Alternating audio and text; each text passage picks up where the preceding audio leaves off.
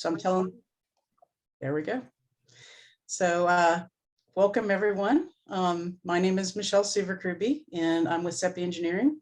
And we are here to discuss the Haggard Avenue Corridor Study, phases 2 and 3. This is the first public meeting, so welcome everyone. We have, if you want to go to the next slide, Abby.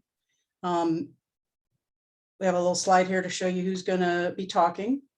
So there's my name, and it's Long Glory. We also have Mike Taylor, engineer here with SEPI, is also going to be speaking, and Abby is our efficient note taker administrator for the evening, but she has a lot of other things she can share, I'm sure, and help with if needed. And Pam, I don't know if you wanted to say a few words before we start. Very briefly, because I know we want to be mindful of everyone's time and let you folks get through your presentation and be able to answer questions, but appreciate those folks that are here being involved and hope we all learn something from this. And with that, I'll turn it over to Michelle and her team. Great. Thanks, Pam. So next slide. So we're here today for various reasons, and this gives you an agenda, basically. We're going to talk about briefly who's on the Stakeholder Committee. We're going to go through purpose and need of the project. We're going to spend a lot of time talking about the multimodal situation out on the corridor and give you some education also on how transportation planners look at roadways when it comes to defining spaces for bicyclists, pedestrians, and cars. We're going to go through the entire 3 section and just give you an overview on connectivity as we talk about some crosswalks and signal issues. And then Mike's going to spend a little bit of time, actually quite a bit of time, in talking about some conflict areas and some potential solutions. One thing to note, we have a survey that we'll put up at the end, at the end screen, that gives you a link to a Survey Monkey. We would appreciate you returning your comments by the 16th. And there's a lot of questions in the survey that follow along with the presentation. So for example, when we talk about conflict areas, there's several questions in the survey about your preference for some of those solutions. So it's kind of a hand-in-hand thing to watch the presentation and then take the survey. So next slide. So here's the Stakeholder Committee and who's on there in the representative. We don't need to go through all the names right now, but we have quite a few people that either represent the university, the town, or are advocates for either bicycling or walkability. And we also have regional transportation planning folks on there, as well as DOT and the MPO. Next slide. So far on phase 1, and just to let you know, that plan was adopted in May. And this next stage looks at the other 2 phases of the corridor as its own component. And we started contractually with the town in June. We had our first stakeholder meeting in July. We had the second one in September that did a really good follow-up after we did some existing condition analysis. And now we're ready to talk with the public about what we found and some questions we have. So next slide. So just to orient you, if it's confusing for you about why this was named that way, phase 1, just remember, is in the middle of the project. And it was labeled that way and done first because it had a lot of initial priority that the town wanted to look at, as well as it was funded separately through an MPO grant. And for that reason, it had to be done first and on its own. So, and stepping back after we did phase 1, phase 2 and 3 really just follow in sequence from west to east, which is kind of traditional DOT way, but you got to account for phase 1 in the middle. So it's like 2, 1, 3, if you think about it from left to right, because it's always in my head, like, which way are we going? So 2 is to the left of 1 and 3 is to the right of 1. So, and 1's right in the middle. So, and where they end basically is at Antioch between 1 and 2 and York Road between 2 and 3. And it was just a random point of breakage, except for like the MPO discussion there. And it really was to capture the Gibsonville, Burlington corridor, the between those 2 areas, really trying to capture what was in the town's purview and what they could really affect change for. So next slide. just a different way to look at the same area. You can see where Burlington there is in the peachy color, that's their jurisdiction. And there's a note at the top there that they actually have jurisdiction around the top of phase 3 as well. It's just not reflected on that map. So the town of Elon pretty much has jurisdiction over the most of the corridor, but we do have some Burlington components. And then you can see on the left west side that Gibsonville abuts right to that edge of the corridor as well. Next slide. So why are we doing this? Why are we improving the corridor? There's been a lot of noted problems out there and needs. And the reason I'm going through this, if anybody's been through this before, is just because this is the first public meeting for this part of the project. So I apologize if anyone feels like it's repetitive. But really, we have a high volume of bicycles and pedestrians out there, and those that use a corridor, I'm sure, have observed that. We also have noted a high number of conflict points between those bicycles, pedestrians, and cars, as well as high crash rates. And we have some mapping that'll show that in a minute. We don't have any dedicated bike lanes or multi-use paths. An MUP is multi-use path. That's just an acronym. Hopefully we'll spell it out for you. If you see it on a slide, that's what that means. There are sidewalks on only one side in some areas. And that is definitely a gap issue that we're trying to correct. And then there's no really gateway to Elon on the eastern and western sides. And that was noted in their long range plans and in some of their other plans they've done, that they really don't have any sort of gateway features to tell anyone they're entering Elon. So what we're trying to do with the project is look at where we can reduce the 3-lane section to 2. And how we know that that's feasible without traffic information is that the volumes are fairly low. Mike will pull up a slide in a few minutes that'll show you, but we're down in between the 5,000 and the 7,000 cars per day range. And that's way below a normal 2-lane capacity number, which is normally up in the 15,000 to 20,000 range. So we're way below where we know it would need to go to 3 lanes. So where we have that additional right of way, we're looking at using that for bike and pedestrian features. That's also called a road diet. We're definitely looking at multimodal access and connectivity and how folks can get through the corridor. That's our main focus, you'll see in a moment. Calming traffic and doing complete streets obviously is a main portion of the whole project, really to improve safety for everyone. And so the goal of the plan is to come up with a plan, the corridor plan, that will define a conceptual plan for what's intended. And that's necessary so that the project can be carried forward for funding by either DOT through their STIP or some other mode, more than likely through that, hopefully some federal funding, as well as getting some conditions and some standards to help protect the corridor from development into the Elon Land Development Ordinance, or LMO, or whatever the new name might be. But anyways, so that as development happens, some of the features that we're talking about trying to create or protect can get in an ordinance to make sure they're protected from development. So that's why we're here. That's why we're doing the project. Next slide, Abby. So at this point, I'm going to let Mike talk a little bit more technical stuff for you. Thanks, Michelle, and welcome everyone for joining us. Thanks for taking some time out of your evening to participate in this and help us refine this study. So what I want to talk about first is bicycle facility selection and how that the different facilities that are out there and available are selected based on preferences and FHWA requirements. So the first thing to remember is that this corridor is not a designated bike route. And so that's just something we want to key in there to let people know, because a lot of people don't know which routes are dedicated. This one is not. And if you look in the bottom left of the screen, so this is the map that Michelle was alluding to earlier about the traffic volumes. So if you can see on there, the traffic volumes are relatively low, ranging from a low of about 3,000 to a high of about 8,500. So with that, the FHWA publishes a manual on how to select an appropriate bicycle facility based on speed and traffic volume, and that's the graph in the upper right. So their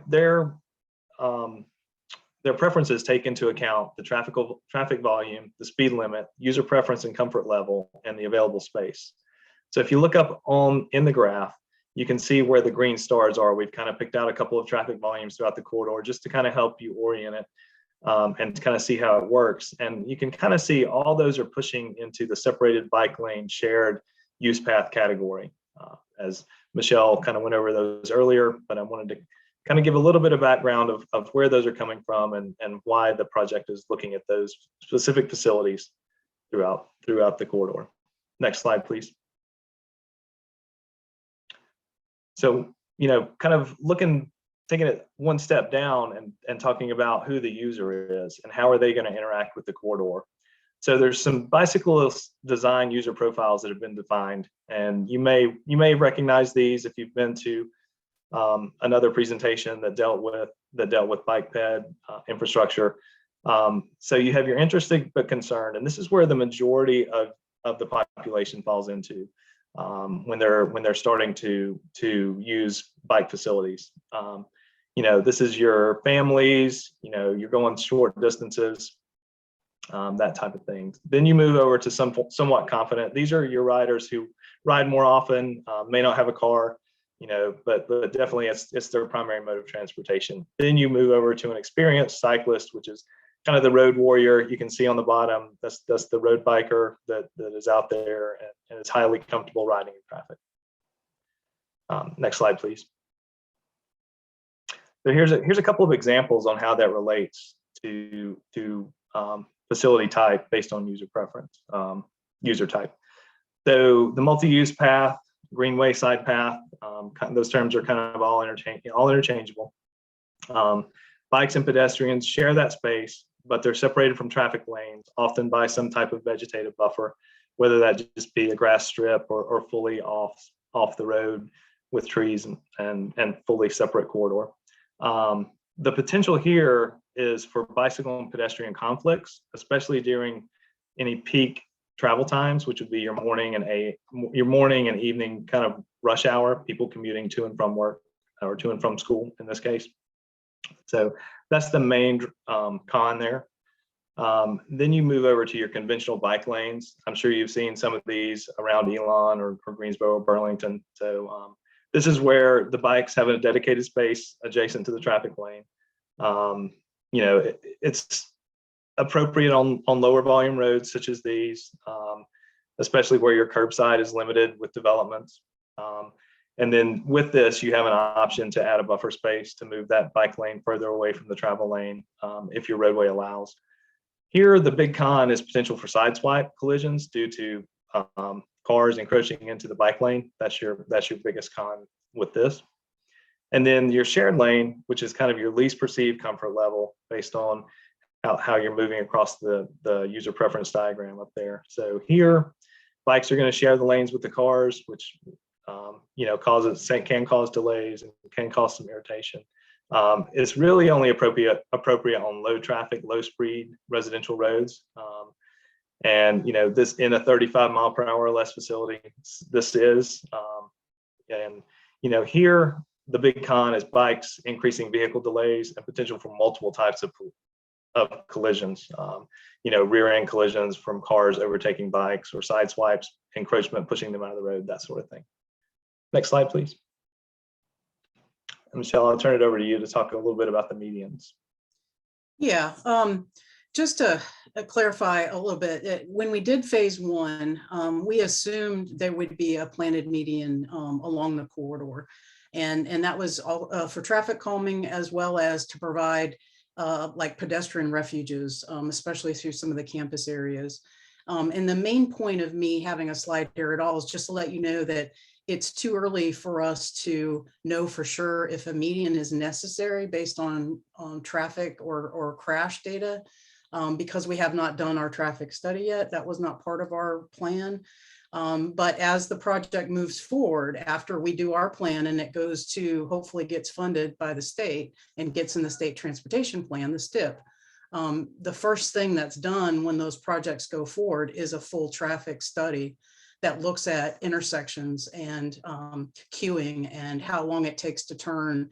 And those things are all important to know whether or not you should or shouldn't put a median in, because a median would prevent left turns. And those things are important to look at in a holistic way because it affects the traffic patterns. So with that in mind, there's a lot of pros to medians for traffic calming and safety, but a lot of people don't like them either.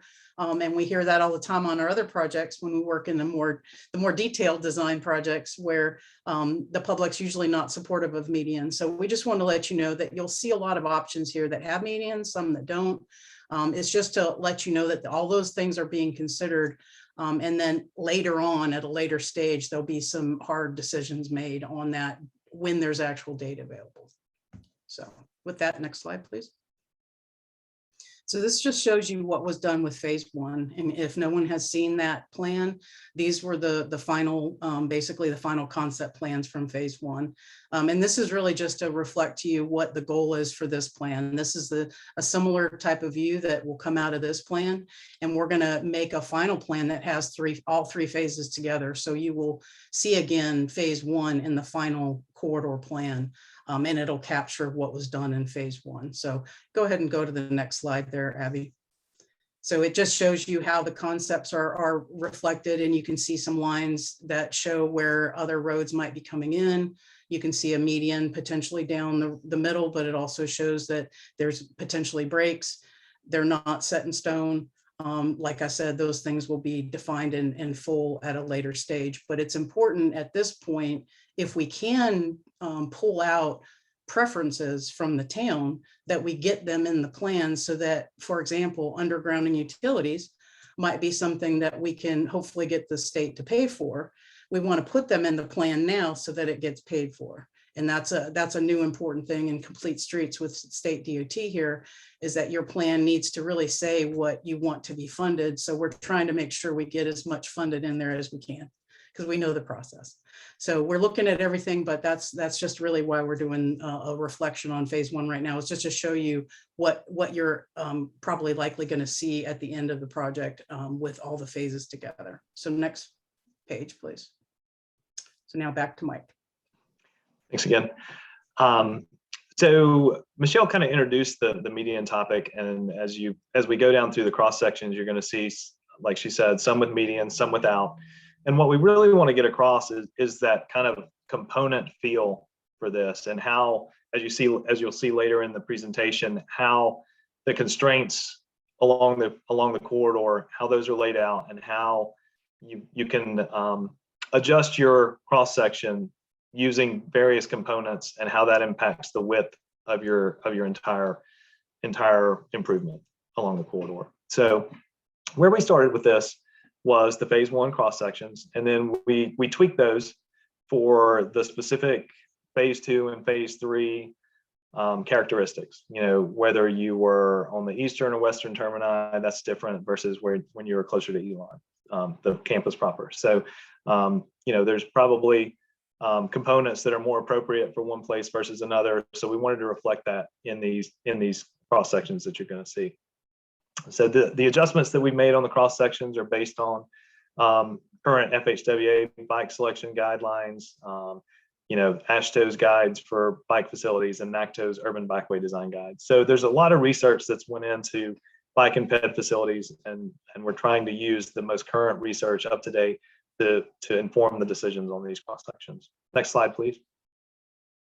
So these were the phase one cross sections that were developed, really conceptual. You know, the key here is that we didn't have any real dimensions on them. It's more of a concept. Okay, this is really what we want this to look like at the end of the day. Just kind of a visionary cross section. So as I said earlier, we took that and refined it. Next slide, please. To something more tangible that we could put some numbers to, some width, so we could look at impacts and kind of determine where our conflict points are going to be that we really want to look into and have some more detailed discussion on.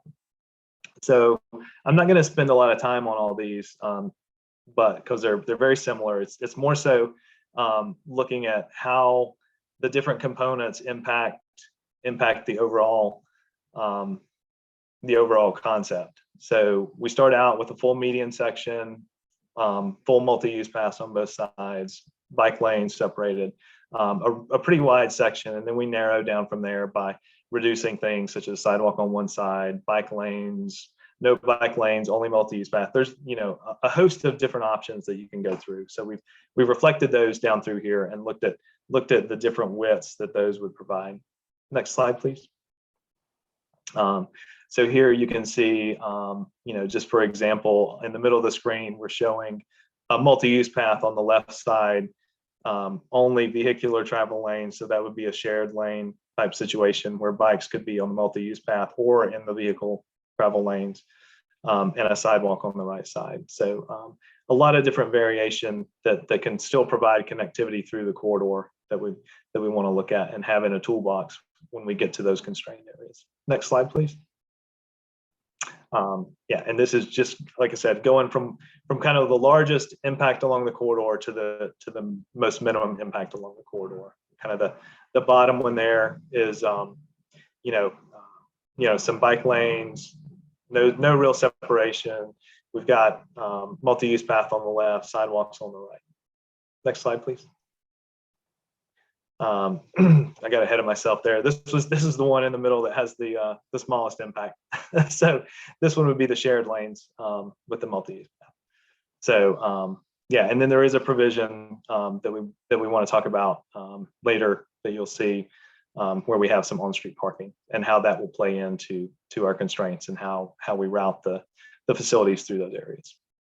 Okay, Next before slide. you move on, hold Yes. on, before you move on, backslide. Sorry. I wanted to just clarify that the features and the widths that you're seeing on each graphic, they're static, those measurements. So the multi-use path of 12 foot and the sidewalk of 8 foot, those were standards that we talked about in phase 1, and we're continuing with those numbers through the corridor because of the number of pedestrians through the corridor. So when we looked at trying to establish the width of those features, that's where that came from. So that's a carryover from the phase 1. We did have the variability down at the bottom of the planting strip, but that's where those numbers come from. So just to help clarify. Thanks, Michelle. Thank you. I forgot that. All right, next slide. And this does sort of show you where they came from, but it also shows you what we're potentially changing. So this slide is a little bit busy, but this was in the plan that we started looking at the town of Elon standards next to the DOT complete street standards, and then looked at what do we want, looking between those two. Do we want to stay with town or get more to the complete streets? And what we decided on phase 1 is in the red text, and the yellow highlight over top of it is where we're talking about changing some of those phase 1 standards with the phase 2 and 3 study. So for example, we're talking about making the sidewalk 12 foot in a dense campus zone. That's an addition from where we were from the phase 1. And then you can see on the, for example, on the green zone planting strip, we made it a 2 to 8 foot variability rather than a maximum all the time have to be 8 foot planting strip. Except for trees. If you have trees, you have to have 8 foot minimum. So you can see in yellow some of the changes from where we ended on phase 1 as we work into phase 2 with some of these numbers and standards. So next slide. So hopefully that was a good overview on sort of how we're doing what we're doing, the why we're doing it, getting back to more purpose and need.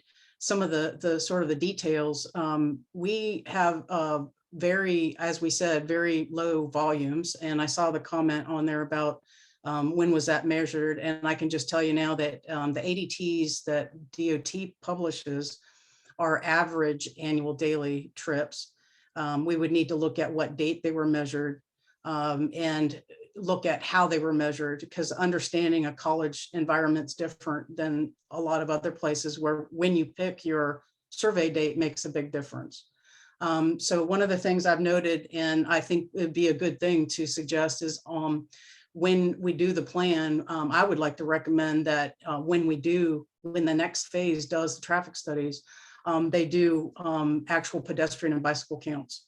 along with the car counts, which is a standard. So we're learning things through this that'll help put in place the next studies that will get us the better data that we need. So having knowing that pedestrian and bike counts at the right type of year and car counts at the right type of year and right day are important for a college community. So those things will go into the plan, and I recognize that that's an important thing there. So, but right now, what we see, what we think we know, is that the volumes are low enough that we don't need to worry about the capacity issue, like I said. But we have noted high speeds by the cars.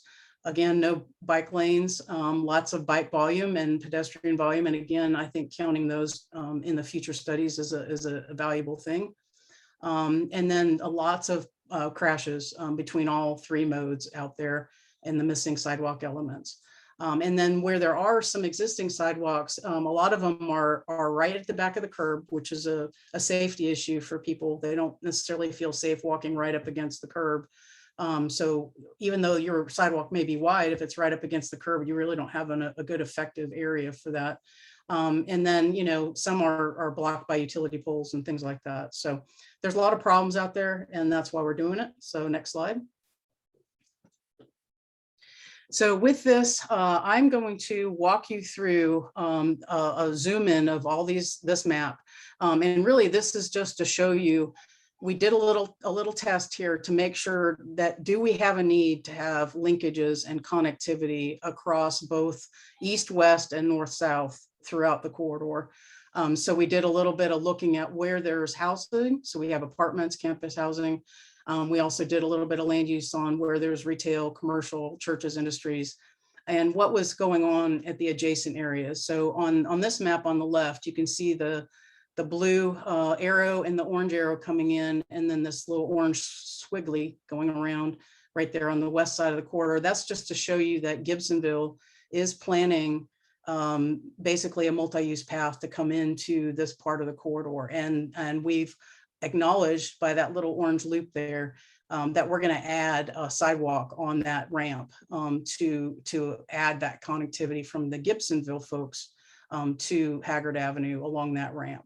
So in the same vein, looking at the other side at Burlington, those four little arrows at that intersection of University on the east side of the corridor just reflects that Burlington does have a plan to connect sidewalks at least to that corridor, that corner.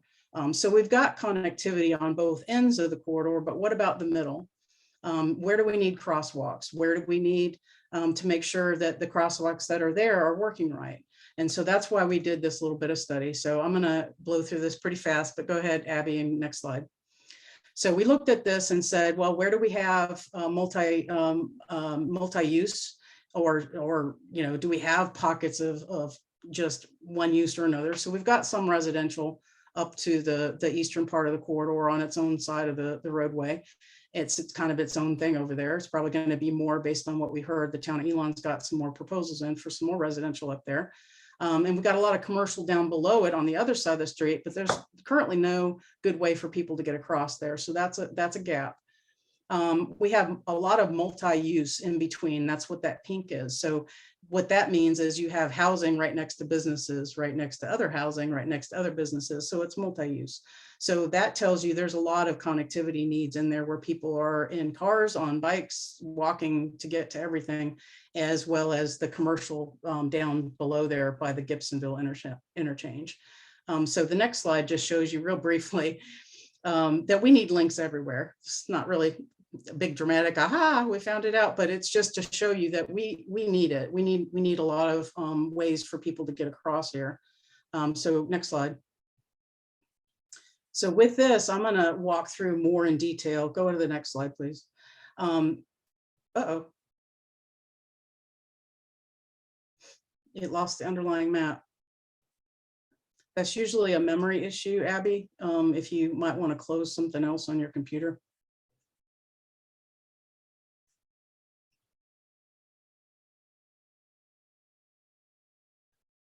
Okay, try again, no.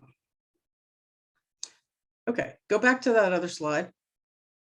And just zoom in to the left side of the corridor for me and I'll have you walk us through, or I'll take over the screen and do it.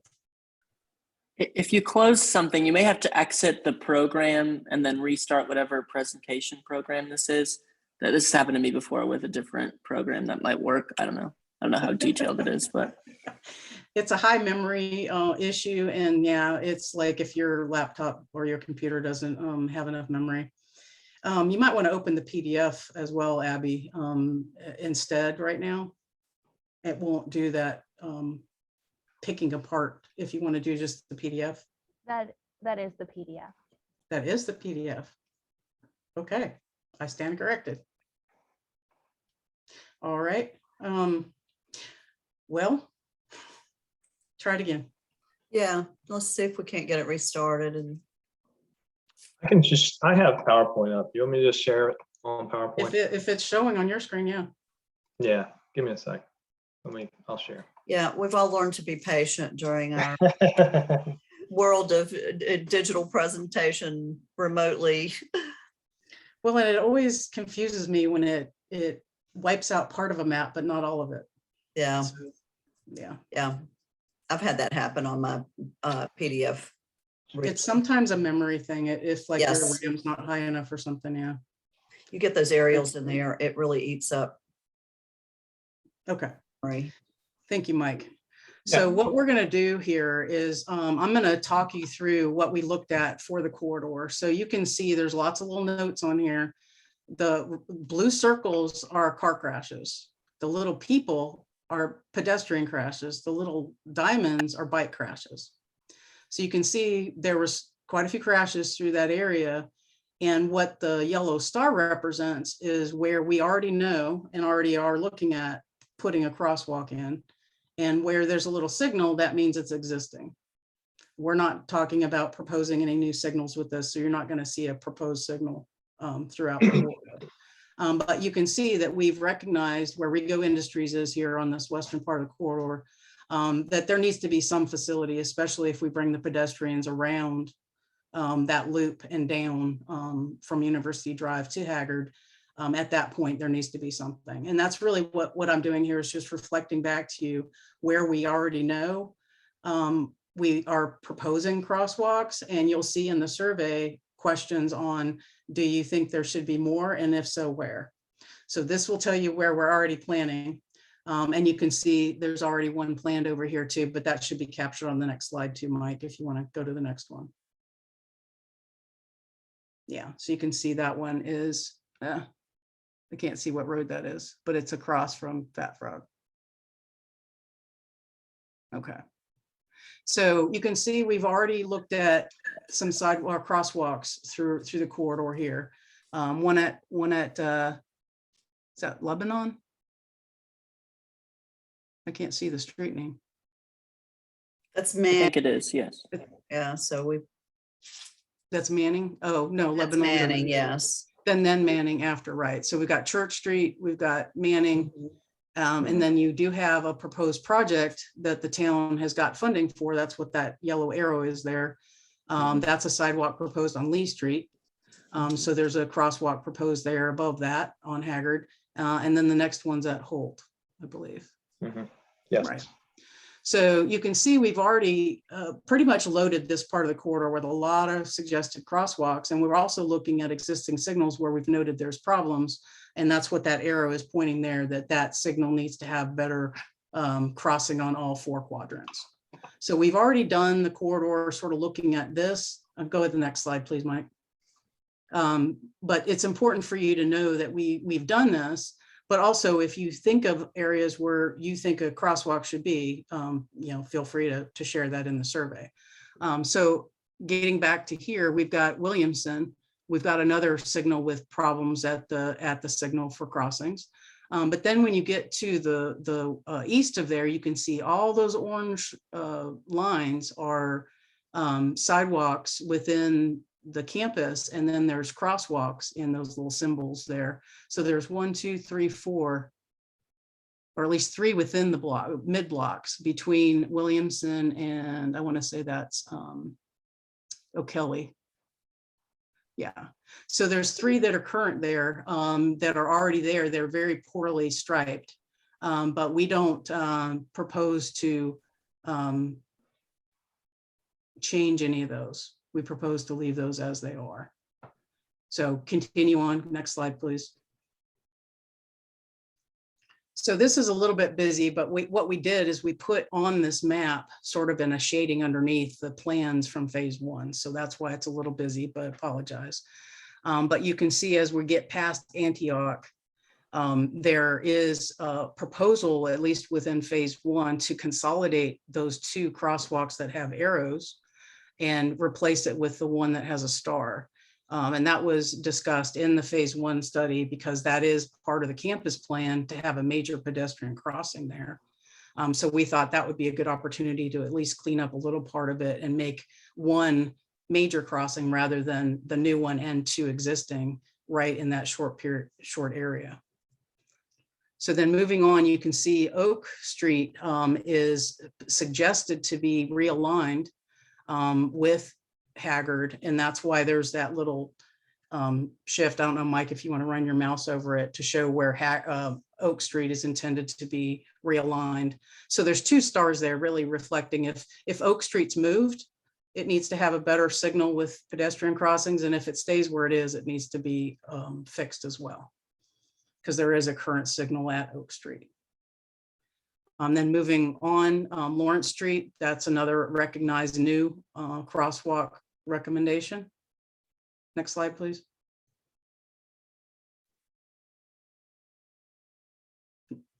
Okay, and so past Lawrence, then we've got York. And at York, there was a roundabout studied a long time ago that we would want to continue looking at going forward. That's a good plan for that. It's at the peak of a hill. It would be a good opportunity to slow traffic down as well and get a lot of further improved left turns there. But that also needs improvement for crosswalks. You can see there's kind of a gap there that there's not any proposed crosswalks in there, but you can also see that there's not a lot of uses in that area that might necessarily require anybody needing to go back and forth. But again, if somebody sees a need and thinks there's something needed there, please comment on that. Next slide, please. So this is getting where phase 1 and 3 abut at York. Again, this is kind of looking again at that. So I have that symbol there again, reflecting that. And then you can see Gilliam has accidents, and that's a nice place to think about putting a crosswalk as well. We heard a lot of comments in the phase 1 part of the study where folks felt very much in danger trying to cross to go to Beer Republic. So that would be a good place for that as well. Next slide. And then moving up, sort of midway between Gilliam and University, there's several residential complexes in there. We just picked one that had a driveway and put a star next to it that was kind of halfway to allow folks on that side of the street to get to the other. There's not a lot of uses over there right now. That might be a big attractant. I don't know if folks would be going to the self-storage. But there's, a BP up the road, the Shell station, et cetera. So we just want to provide, again, safe passage for pedestrians along the corridor. So we would be looking at that.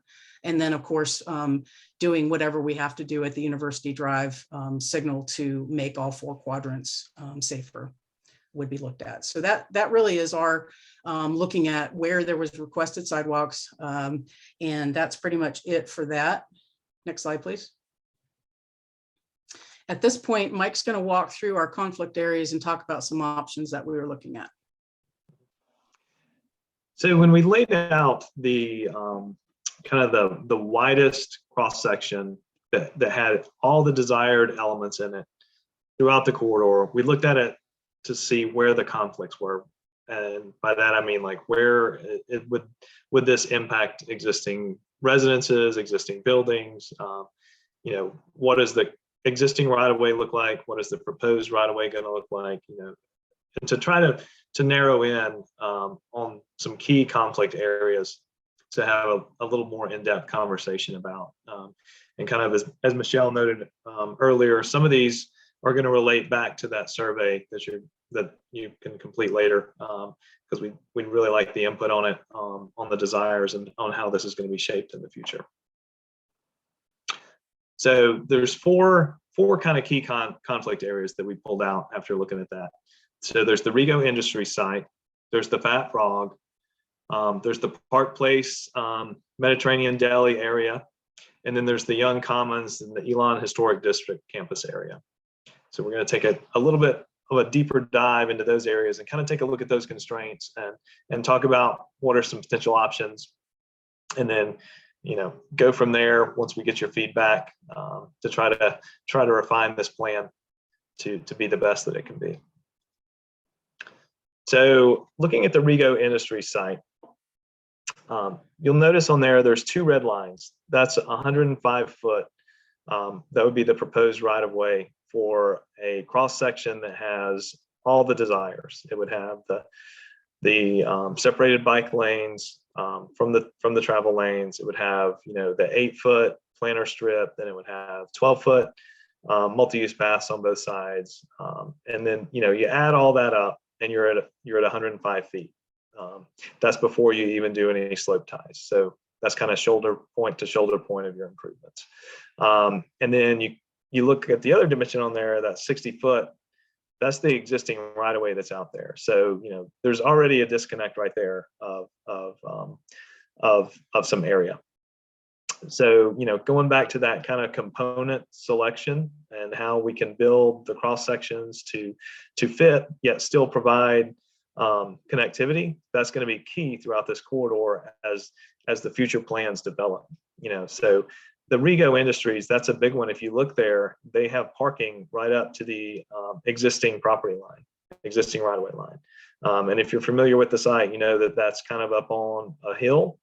There's a ditch there and a fairly sizable bank where that is. So putting the ultimate section through there, if we'll refer it to that, would definitely impact their site and their parking. So there's some thinking that you have to do here to figure out, is it worth impacting their site, or can you make do with something different? So your constraints are the ditch and the parking lot conflicts. So what would you want to do with the cross section through there to still make that work? Ideally you want sidewalks on both sides, but is sidewalk on the south side, which would be the Rego side, through this section, is it really needed? Can you handle everything on the north side? Those are some of the things that we're going to want to think about and have questions about in the survey. Phase 2, or the phase 2 conflict area number 2, is the Fat Frog area. So here again, the red line is the ultimate build out, and we have 60 foot of right of way still throughout this section. It does vary a little bit through here, but this section is still 60 foot. But there's another key dimension here, which is 70 foot. And that is the dimension from the right of way on the other side of the Fat Frog over to the building. So here, if you wanted to minimize your impacts, you have basically 70 feet to do that in. So this is another one of those areas where you have to look at the trade-offs on what you want to do. And then also in this area is the crosswalks. What we heard was it's really important with this study to determine some connectivity across the street, across Haggard, to provide access to the Fat Frog area. So, you have a couple of options here, which would be a mid-block crossing, which for those of you who aren't super familiar with it, that's a sidewalk crossing that doesn't occur at a street corner. It's in the middle of two street corners. Not really desired by DOT, but that's what it is. And then you could also have crossings at St. John Street, and you could also consider crossings at Church Street. So the Church Street crossing, that's going to avoid any mid-block issues. If you have a crossing at St. John Street, that kind of creates a mid-block issue at Fat Frog. You're lined up with the corner at St. John's, but there's not a corner on the other side.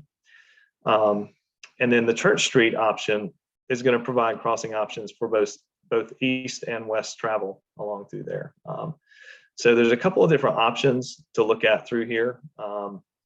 And then, it's really going to key into desires of crossings, both location and the number. Maybe you want them at both, so that you can provide crossings for people going both west and east, so they don't have to backtrack one or the other. Like they don't have to come up to Church Street across to go back to the west.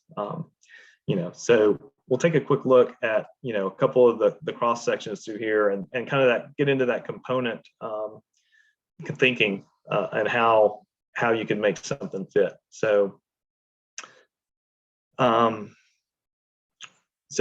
we're looking at a minimum cross section, 75 foot of right of way through here with curb and gutter. And I've highlighted some areas here of components that could be taken out, kind of in their entirety or fully reduced. The planning strip would be one that could either be fully taken out or reduced, to 2 feet. The bike lanes could be removed to go to shadows through here. There's a lot of options you can do through here, and it really is going to key in on preference and what we hear back from the community on the survey, as to how the plan progresses. So kind of the options to consider. We've went through a lot of them. Maybe you use a multi-use path through here and don't have bike lanes on the street to save some room. So there's a lot of things you can look at. It's kind of what we're trying to get at through here, and how to get through some of these constrained areas. Mike, just want to point out just some of the other conflicts. Yes, please. Maximizing this right of way, especially impacts to the properties, the existing developed properties. Yes. So I didn't really talk about that on the south side. I'm going to key in on that a little bit because the buildings were a little bit further away. So, if you did do some improvements on the south side, you're not at least going to get into the buildings. You're going to get into their driveways and some of the parking. So it's like, it's in way more detail than what we're getting into in this study, but we want to be thinking ahead and setting it up so that when those next studies come along, we're providing good recommendations to look at these areas. On the north side, you have buildings that could potentially be impacted. Yes. That right is right up against the Fat Frog. Yep. That's 70 building. foot. Yeah. And then, Right.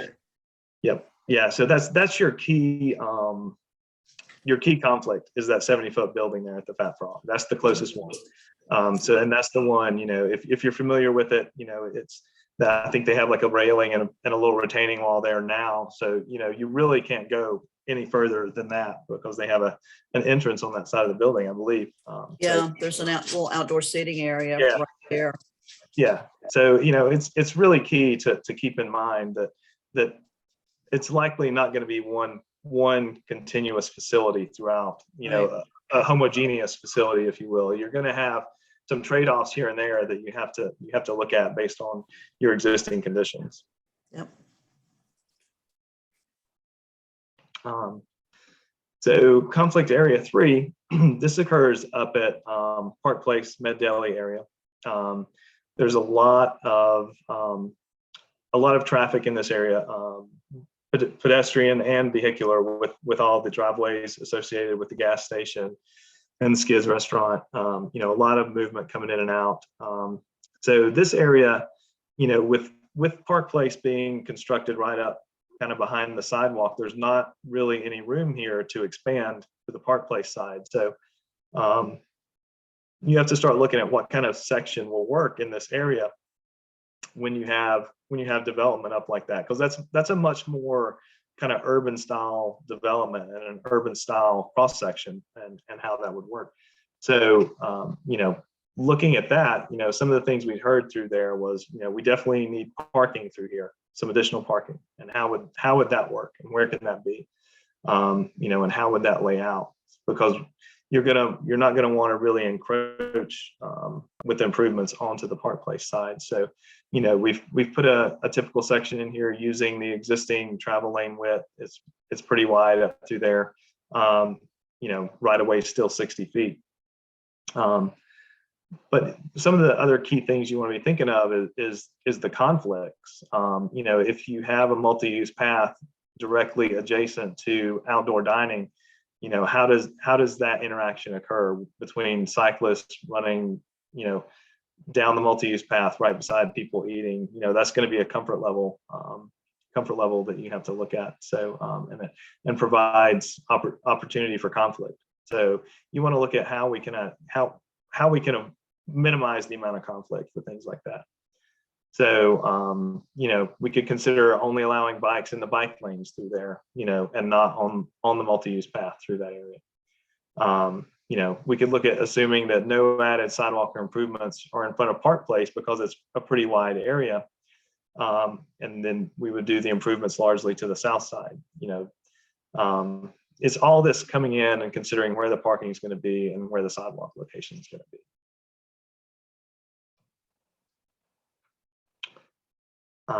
Another conflict area is as we're getting into campus at the Young's Common, and there's a historic district right here as you come into campus and there's a historic low wall there. I'm gonna on the south side. So you don't really want to impact that historic district. That brings about a lot of additional coordination with depending on who is funding it through. It could be SHPO or a federal agency because it is a historic district. So the option here to get a sidewalk, you can either have a sidewalk in front of the wall. When I say in front of, I mean on the travel lane side. So you're going to have to shift the roadway to the north to make that happen. Is that something that is desirable? And then through this area too, you're going to pick up a lot more pedestrian traffic on the sidewalks. So another question here is, should bikes be allowed to mix with pedestrians on like a multi-use path through this area? It's with the amount of traffic going to and from class, walkers in this area, it might be desirable to keep the bikes in the travel lanes. And that's going to help reduce impacts because you're not providing that additional width for multi-use paths on both sides. So those are, key things to think about as we're going through here. So this is kind of going into it a little bit more. You can kind of see a cross section up there where this would represent bikes being in the lanes with cars in a shared lane facility. A new sidewalk on the south side, kind of in front of the wall area, and then you have your wider multi-use path, if you still want to call it that, or just really wide sidewalk if you didn't allow bikes up there, which would kind of key into kind of what's there now with the campus. It's a really wide existing sidewalk through that area. So there's a lot of things to think about through there. And then additionally, to throw one more thing in, Elon University may allow a sidewalk behind the wall. So would that be something that would be palatable, to have pedestrians walking behind the wall? So that's all of these things are things to think about as we move this project forward. And just to clarify, when we say behind the wall, I was thinking, based on my remembering the corridor of the tall walls at the corners, I was thinking those tall walls were along the entire road, and they aren't. So once you get past sort of the monuments at the corner that are the tall, big walls, the walls in between are very low, which is important because that means that if there was a sidewalk over there, you wouldn't be hiding or hidden or behind something. You could still see over it for security, for safety, for knowing what's over there, just comfort of walking along that. So but that is a Elon University discussion that we would need to have and see if they would be amenable to that. But it is a way to get a facility on that side without impacting the northern side or moving that wall. Yeah, exactly. Because you want to make sure that people are visible. Bringing in some CEPTED treatments, crime prevention through environmental design, making sure that you're limiting the hiding places, things like that. It really kind of this is the time to be thinking about that kind forward thinking as you're developing the plan, so you're not setting it up for places like that, especially in a campus area, where you have a lot of young people, young students moving around, potentially late at night, so you definitely want to have that on the forefront. So, yeah. So with that, we're basically done with the presentation. There's a lot of information in there. I highly encourage folks to download a copy of it, which will be available on the town's website, hopefully tomorrow early. I don't know, it'll be up there tonight, but and to have that so that when you go through the survey, if you need to go back to the presentation, it might help to have that with you to do that. Because we do ask quite a few questions on the elements that we discuss in the survey. So with that, we would, like I said, love to get your, go back, please. We'd love to get your survey in by the 16th, but just to let you know where we're going with the project. The next big step is to come up with some design options. And that's in December. And then we're going to have a design charrette with the stakeholder committee to talk about some of those options. And then we're going to have a draft plan. And so we're hoping to have that for public review in April of next year. So those are really the most important things to note. And then after that April, hopefully submittal or availability date of the draft plan, then we would have another public meeting to go over the plan and have another opportunity like tonight to talk about it with you all. So next slide then. So with that, there is the link to the survey. It's a lot of letters. I apologize. There was no way to get a customized URL, but we will have this link. It is available in the PowerPoint right here. You can link to it from the PowerPoint, which will be available, like I said, as a PDF, hopefully tomorrow. But also this link hopefully can get added to the website itself if Pam can make that happen, or Kathleen. Yep. And that way you can just go right to the survey and not have to type in all those numbers. Yeah. So with that, let's go ahead and open it up. I see there's lots of questions. Couple of questions. Liam has some good questions, and I have responded to Ralph's question about we do expect to recognize an expanded geographic area for downtown. And we're constrained to the east of Williamson, obviously. And of course, Kathleen will be working on that moving forward, because she is putting out for a update or a rewrite to our downtown master plan. So if there'd be a new boundary designated at that point, and it's mostly going to be to the west, include some vacant lands and all the way to the Fat Frog area and possibly beyond, and then Okay.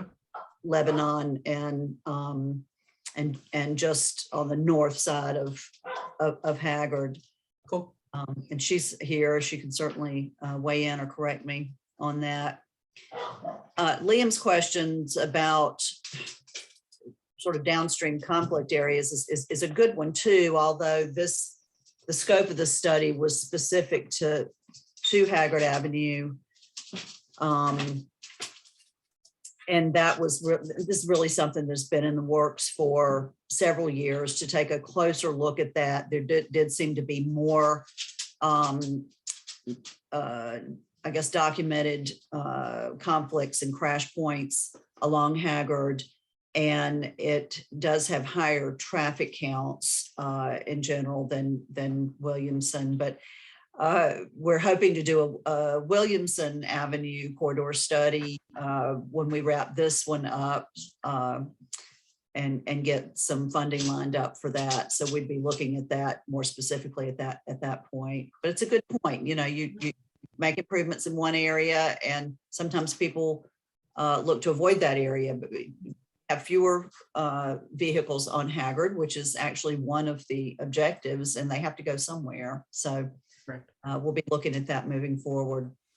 And that's why I was asking, is because I figured it, I obviously wasn't on the map, right? So I was like, okay, it wasn't, but I just wasn't sure if it was something that was being considered, because, I used to live down there. And so that particular intersection, anyone who's intimately familiar with Elon, which it sounds like Kathleen and you may live very close to there, that is a particularly challenging intersection, to say the least. So I just wasn't sure if that was included in this at all. But yeah, and one of the benefits of the traffic study when that does get done is they will look at least a corridor beyond. They'll look at an area beyond the corridor for traffic impacts.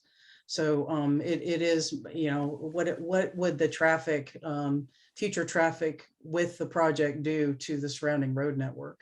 That's part of the reason to do the study, and that's how you get into looking at intersections and turn movements, et cetera. So hopefully some of that will be acknowledged. And of course, doing the right time of year study, or maybe having a couple different surveys, one when the school's in session, and one when the bicyclists are doing their thing.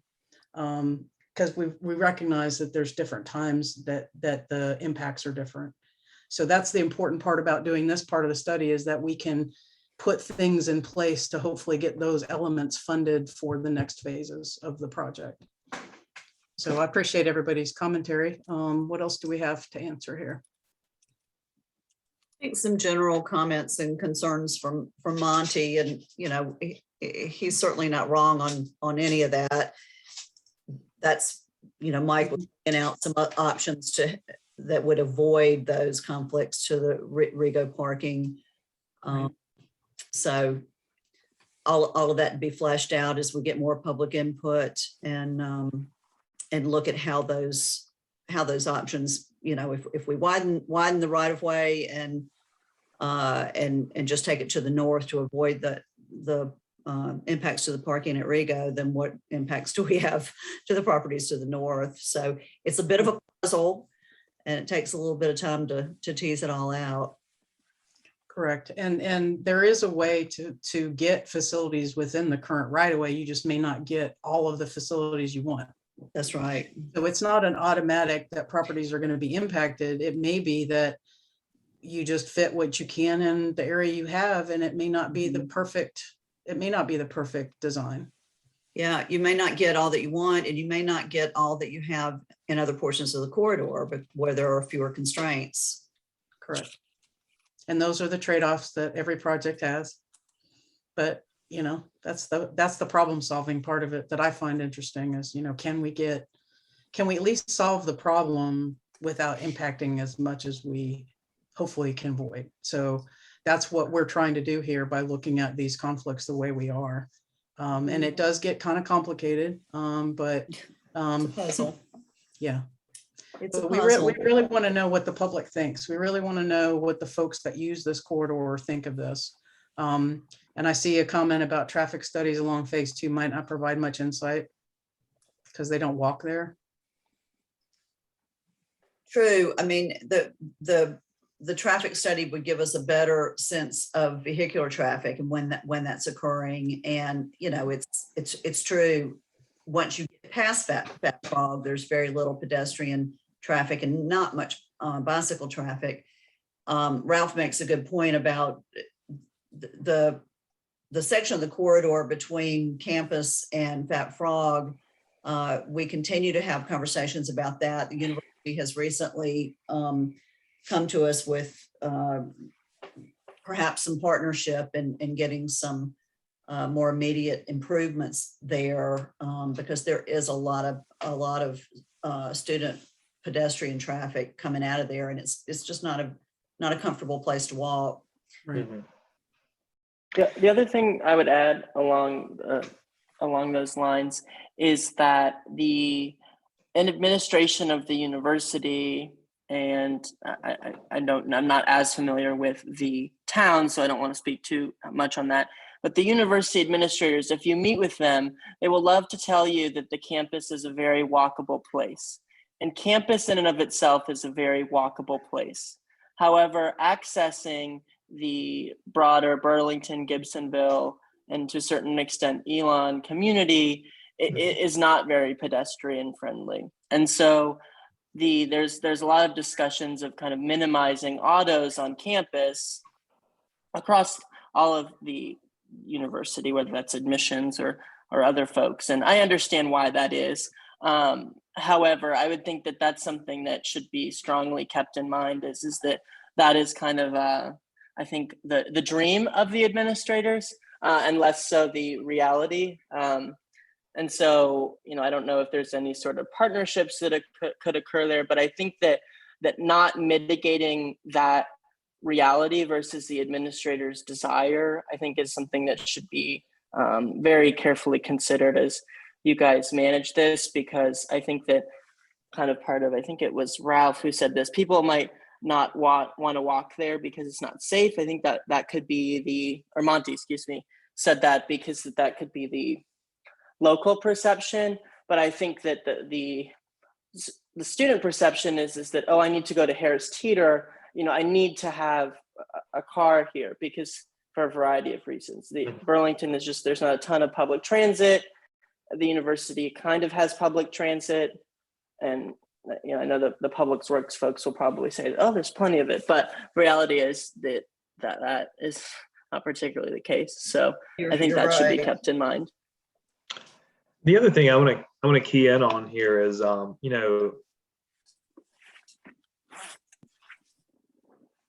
can you guys hear me? Yep. Okay. The other thing I want to key in on that we don't want to lose sight of is the connection coming from Gibsonville and their plan that's going to connect to phase 2 on that western side. So, we definitely, once Gibsonville runs that connection up there, it's going to create a gap between the university and Gibsonville at that point. So I would think you're going to see more people wanting to use and make that connection once that facility comes online, whenever that's planned for, but that's kind of one of the things that happens is networks kind of grow segmentally, and you have the gaps, and then there becomes, while there isn't a need/desire today, like once somebody builds a facility and creates that gap, then all of a sudden there is a need, because people are like, hey, I can only go so far. I can't, if I'm coming from Gibsonville, I can't get to Fat Frog because it's not finished. So how can we get that finished? So, that's one of the things to be thinking about. I think it's interesting. It might not be germane to the question here, but in riding through the campus, it seems there are more skateboards than there are bicycles along those sidewalks. I've noticed that this year, I think more so than the last couple of years that I've been here, I've seen more skateboards, and they definitely can get some velocity on those. But I agree, there's not much use of portions of Haggard by bicyclists, and that's to create a safer and just a better overall experience for all users of the corridor is one of the primary objectives of this study. So hopefully making it more accessible for other modes of travel will be the outcome. Just takes time. I'm not sure where skateboards are supposed to technically ride. Yeah, I mean, I see them every day coming up Trollinger by Town Hall, and they're, we have a sidewalk right there, but they're mostly in the street. The sidewalk's not very wide, and it has a lot of pedestrians on it, so there's a conflict there if they try to use it. Yeah, I think they would go in the street if they could, just because of the joints in the sidewalk. It's hard on the skateboard wheels with those every 5 feet hitting that joint, So good point. If traffic's not bad, I think you'll see them more so in the street. But that's what we see. Once traffic speed goes up and higher volumes, I think they move off to the side generally. Well, I didn't see a little skateboard on our standard graphic there. So I know. We'll have to I add don't know where to to put our request in the traffic study. I'm serious. I don't know where to consider planning them. Do we plan them to be on a multi-use path or the road? Like you said, treat them like a bike? They wouldn't necessarily be specifically allowed in a bike lane. I don't think anybody would ticket them for being in a bike lane, but I think they would be on a multi-use path. If it were like a wider kind of asphalt smooth path, that's Right. probably where they would ride. Unless it was really crowded with pedestrians, then they'd probably Right. go. In other words, they could take over a sidewalk pretty quick. They could. Yeah, there were several of them, I would think. Yeah, Right. bicycle can too, for that matter. That's Yeah. right. Right. Well, we did get that one comment that I put in the survey that was from the university about their feeling that potentially they wanted to see a uniform facility along the corridor because they felt that potentially the changing bicycles from multi-use path to on-street or whatever, or pedestrians going from multi-use path to sidewalk was going to be confusing to people. So they felt like that it was better to have a uniform facility regardless. So you'll see that in one of the survey questions is that more important than having it sort of custom fit in the right. segments of the corridor. So there's I think an unlimited number of answers. There's no right answer. So No wrong answer. Yeah, it's what the people that live there want to live with. Yeah. That's right. So I really appreciate everyone's time. Did anyone Yes, have anything else burning that we wanted to answer right this minute? We'll get the survey pushed out. I'm sure Kathleen will get to that tomorrow if possible, and would like to have access to the recording of the meeting, which I'm sure you'll provide to us. And I want to thank the folks that have joined us here for their time. Liam, it's encouraging to see a representative from the student body join this, because we need your input as well. We do have Jack Corby is on our steering committee for this project. He was not involved in phase 1, but he's joined us for phases 2 and 3. So he's providing good perspective there, but the more we get, the better we're able to serve the needs of the folks that use this corridor the most, which, at least for portions of it, is the student body. And just, I think everybody here knows each other, perhaps other than Liam. Liam, I'm assistant town manager and planning director for the town of Elon.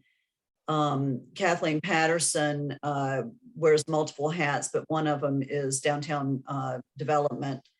And Mary Catherine Harward, who's also here, has joined the staff in the planning department just recently. So you've got good representation. We don't necessarily live right there near downtown, but we spend a lot of time there. And then and Ralph, certainly appreciate your interest and involvement in this as well. Yeah, so actually, I'm actually not a student. I'm a former student. Actually, I live very close. But I towards the end of my time at Elon, I actually read an article about how the university is actually not particularly supportive of the town, and I don't know if that's 100% true, and I didn't really do that much research on it. But so I did. I was on campus a few days ago, and I always thought this initiative was interesting. So I thought I might as well pop in here and see what it was truly about, and kind of learn some more about it, because I do live nearby, and I figured that it would be good to have some perspective, especially if it's mainly administrators that you guys talk to, who have definitely a certain view. Yes, absolutely. You bring a different viewpoint. And I would say that the town's relationship with the university is improving day by day. But yeah, it's a challenge. We have some common interests and other things that we have to work through. So yeah, I was very disheartened, to put it bluntly, to hear about how the university is not, in my opinion, doesn't do their fair share of a variety of things. So definitely supportive of the town. Well, keep your eyes on our website, the town's website. And if you haven't, if you do Facebook, you know, we do, Kathleen handles our social media for us. So she'll put out posts about what's going on in town, including this project, but a lot of other things too. So we appreciate your interest in that. And Michelle and your team, thank you very much. Good presentation, really good overview.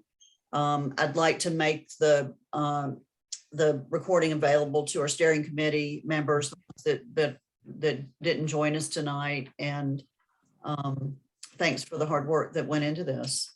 Yes, thank you. Thank you very much. And for those of you who do want to complete the survey, I really appreciate your effort on that. And please tell others within the town about it, word of mouth, so that we can get other people involved and more responses. So. Yeah, so we didn't have a lot of participation in this meeting, but making the recording available and getting this survey pushed out can sort of fill that gap. So that's what we'll be focusing on. It'll be tonight or tomorrow, whenever we get it downloaded, and the PDF will be to you like within a few minutes. Okay. Of the actual presentation, not the recording. And then that way, that's an easy way for people to get the link to the survey, is from the PDF. Or I can just put that link in an email to you, and that's easy to copy and paste that way. Yeah, that would be nice. That works. Okay. Sounds good. Thank you, guys. Thank you, everybody's time. Thanks, Have a everyone. good evening. Thanks, everyone. Bye. Have a good night.